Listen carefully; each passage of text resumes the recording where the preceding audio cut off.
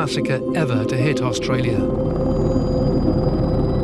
Aussie officials are calling it the worst massacre in over 100 years. There was one body on the doorstep, obviously shot, blood pouring out of him. Within minutes, a gunman rampaged through the site, shooting at innocent people. I've not seen injuries like that. There is such destruction from this sort of weapon. The mother was carrying the 3-year-old baby when they were both shot. The scale of the deaths and injuries that was to follow rocked the world. Those scenes were simply horrific, and I have an extraordinary amount of admiration for everybody that had to confront those scenes on the day.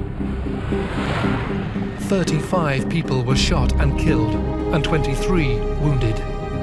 I've never been involved in war, but I could think of nothing that would describe an incident such as that inside this place as the product of war. I felt when I left Port Arthur that I had to do something. The devastation wreaked by the mass murderer and the colossal change the tragedy provoked makes this a crime that shook Australia.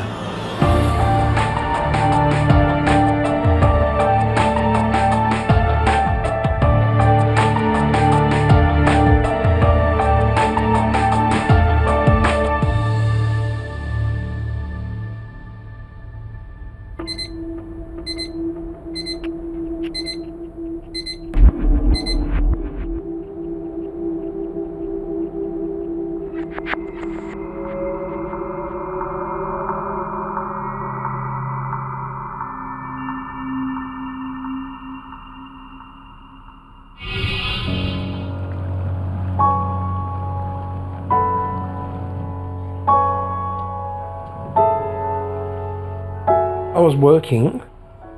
I started at 9 that morning because there wasn't many staff on. It was a really busy day.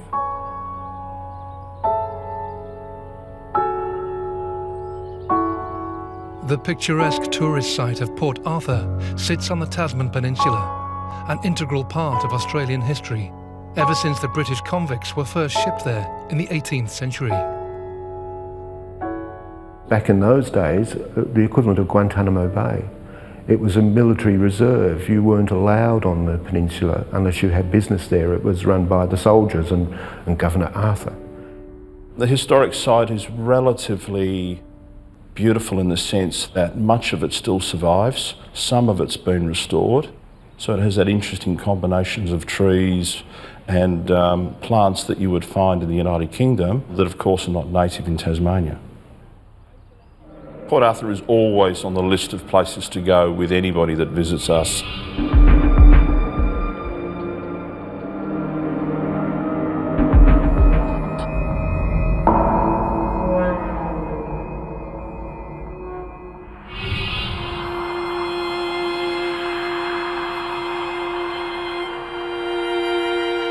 On the morning of the 28th of April, 1996, Ian Kingston, along with 30 staff at Port Arthur, were preparing to welcome many tourists. There was a lot of the management side of the organisation were at a seminar on the east coast of Tasmania, Bicheno, and it's how come I ended up here on the day. It became obvious by about 11 that it was going to be more busier than what they predicted. I think we had 14 coaches end up coming in. Car parking was getting a bit of an issue because visitor centres there now wasn't there in those days. Everyone used to park under the oak trees and, you know, it was really limited.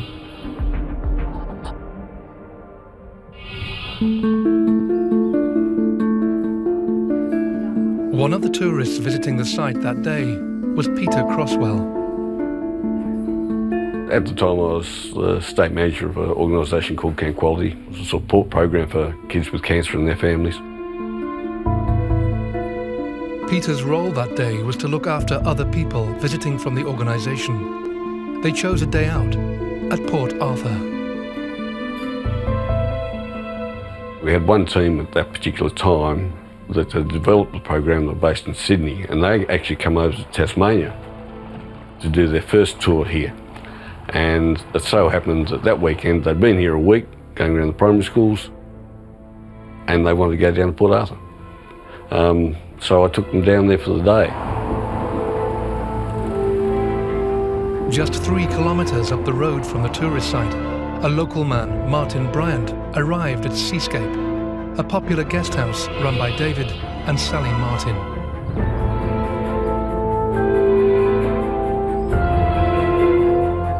As people started to filter in to Port Arthur, Ian, one of the site's support staff, fielded the many vehicles packed with tourists. I was sort of coordinating parking around lunchtime when Martin Bryant drove in.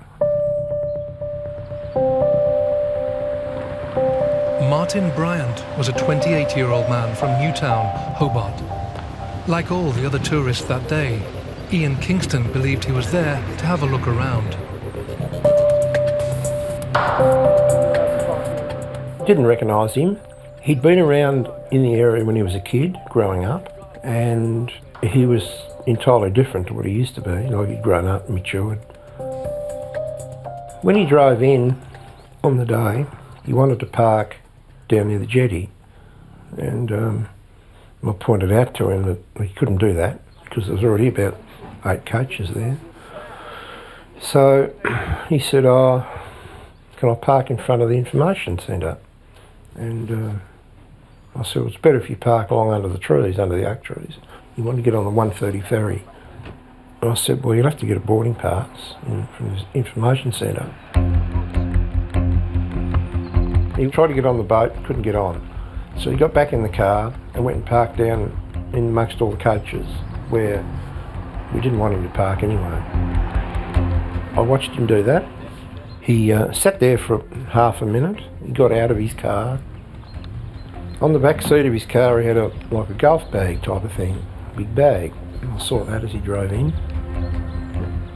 Anyway, he mucked around the back seat, got this bag out, put it on his shoulder. Anyway, I didn't really take a lot of notice of it. Then he went in the boot and he was mucking around in the boot of the car.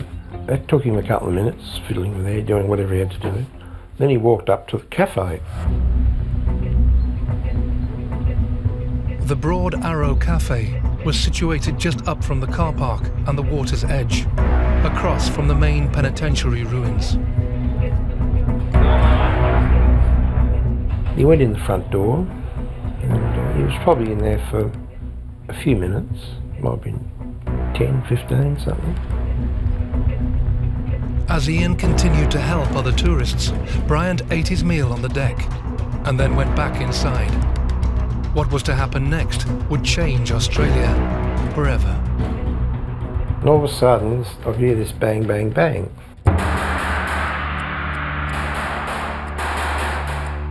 I could see dust coming out of the building from where I was looking. And I thought, what's going on? I started to make my way up there. It's still going. I thought, God, must be a bloody electrical fault. Anyway, I ran in the building, and as I went in the door, there was one body on the doorstep, obviously shot, blood pouring out of him.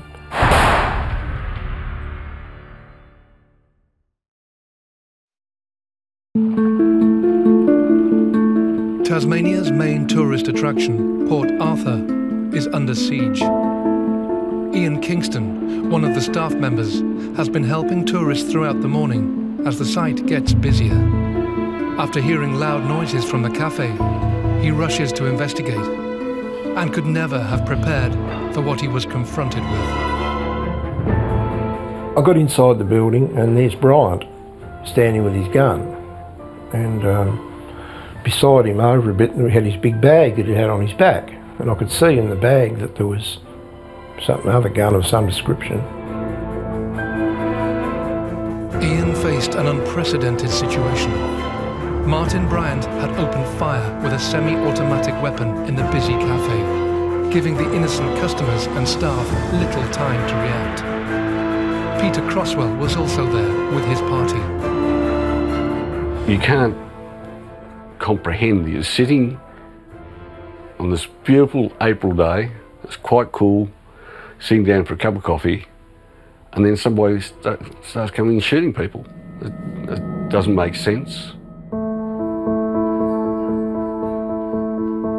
The cafe and adjoining gift shop were crowded with more than 60 customers and staff when Bryant opened fire. It takes time to react to it. You can't think it through, you just react to it. And some people reacted by running, other people reacted by hiding in cupboards.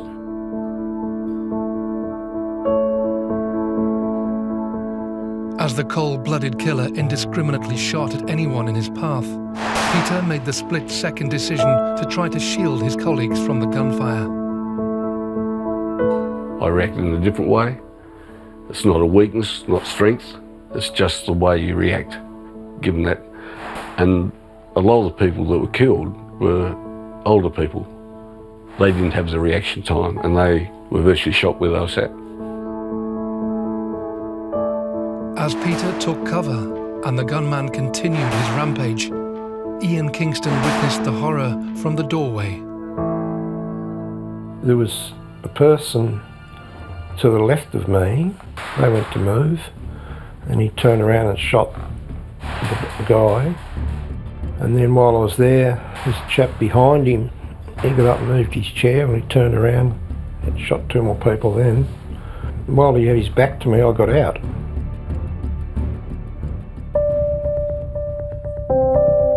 In the space of just 90 seconds, Martin Bryant had shot and killed 20 people, injuring a further 12. As Ian rushed away from the cafe to warn others and get them to safety, some tourists hadn't yet realised a killer was on the loose. By that time, we had a couple of coachloads of American tourists, and they thought it was just some sort of a show.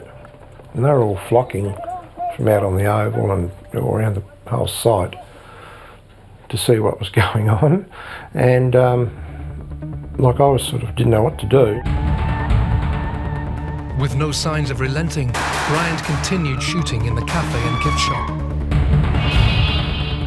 I got as many as I could together in the bunk, and we started to make our way up through Government Gardens past the fountain to the parsonage. That's where I was bringing them to. So it's pretty safe. As Ian desperately gathered as many people as he could to run to safety, the gunman started to move outside, where many unwitting tourists still had no idea what was happening. It's gunshots, live action here at Port Arthur. I looked around and I saw him come out of the cafe, and he came out and he shot a couple of shots across over the oval towards the penitentiary.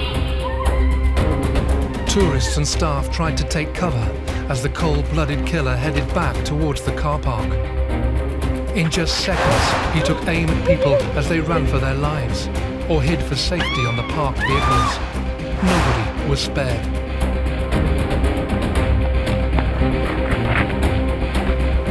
Meanwhile, Ian Kingston could see the tragedy unfold as he battled to get his group to safety. We were bringing all these people up to the parsonage, and we had the Mikacs with us. She decided she didn't want to be part of our group. It was too dangerous. She was going to leave the site. Anyway, at that point I saw him come off the bus, and I said to her, "Stay with us, he's getting in the car." No, she said, "I'm going to run up the road." The Mikacs were a young family. Nanette and her 2 girls, Madeline, aged 3, and Alana, 6, visiting the site that day. Despite Ian's desperate pleas, Nanette was frantic to get her children to safety and took the decision to try and escape alone. The Mikacs, they wanted to go home, and that was where we lost them. They just veered off and unfortunately went the wrong way. As the family ran out of Port Arthur, Bryant also made his way off the site. He had just shot at 11 innocent people in and around the car park and jetty. The carnage and devastation left many severely wounded and others dead.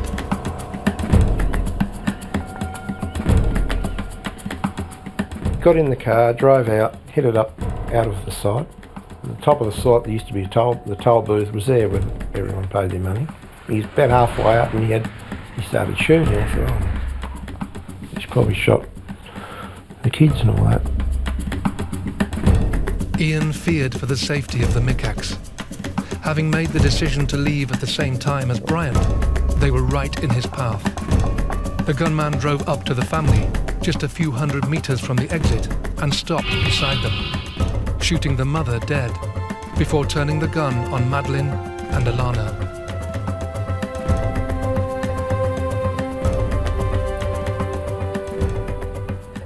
How dare someone murder two little kids after murdering their mother and chase one of them round a tree to kill her? It just beggars belief.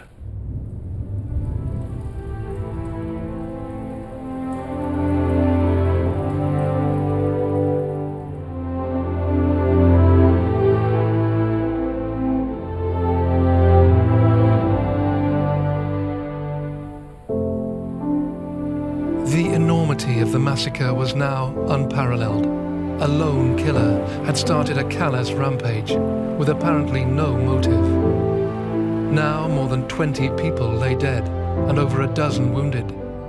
And the nightmare didn't appear to be ending. On seeing the brutal killings of the Micmacs, other tourists quickly hurried to get out of Bryant's path, warning anyone they could to turn back. By now, the gunman was already back in his car and making his way to the toll booth. At that point, I heard some more shooting on top of the hill.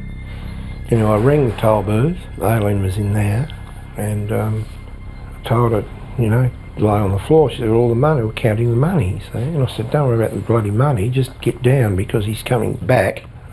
So she just laid on the floor. Martin Bryant had in fact murdered 4 friends at their car, pulling their bodies out of the vehicle and into the road before stealing it. The killer then drove to a local service station, targeting another car that was about to leave. The couple in the vehicle had no chance to escape. The female passenger was shot as she tried to flee, whilst the man was forced at gunpoint into the boot of the stolen car. Bryant now had a hostage.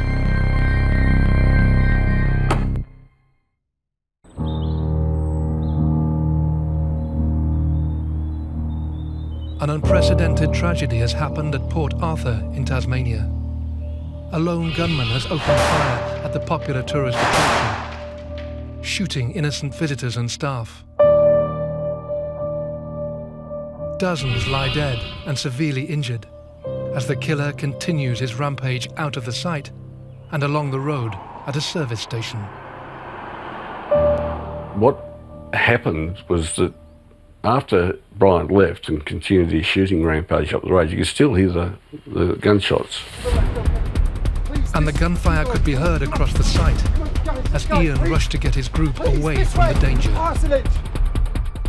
Yeah, the parsonage would be about 300 metres from the cafe. On the left. It's the longest 300 metres ever I've walked in my whole life. It was a bit of an issue to get everyone up there as quickly as we could. As the afternoon went on, the whole phone network got clogged. It was hard, and it was hard trying to pacify visitors that were here that couldn't ring out. Couldn't get a line, trying to tell people their families overseas, they're all okay. As the survivors waited for help, Bryant was still on the loose. After taking a hostage prisoner in the boot of his car, he drove to a place he had already been to that day, Seascape Guest House. By now, emergency services had been alerted to the tragedy and were rushing to the numerous crime scenes unfolding. Terry McCarthy was a trained negotiator with Tasmania Police. The initial call I got was extraordinarily brief.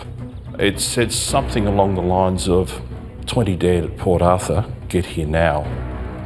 My initial task was to try and make contact with Seascape to establish who was there and perhaps ascertain what was going on.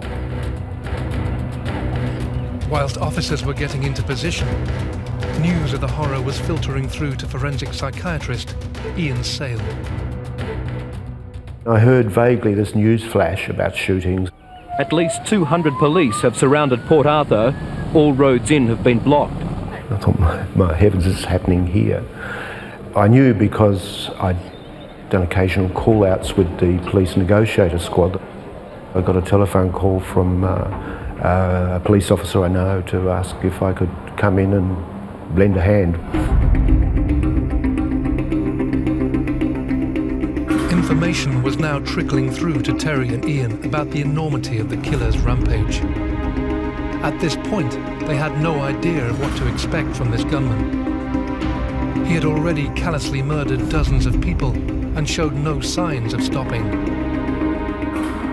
He talked about a vehicle that was burning on the property and sort of kept asking, why aren't we doing anything about it?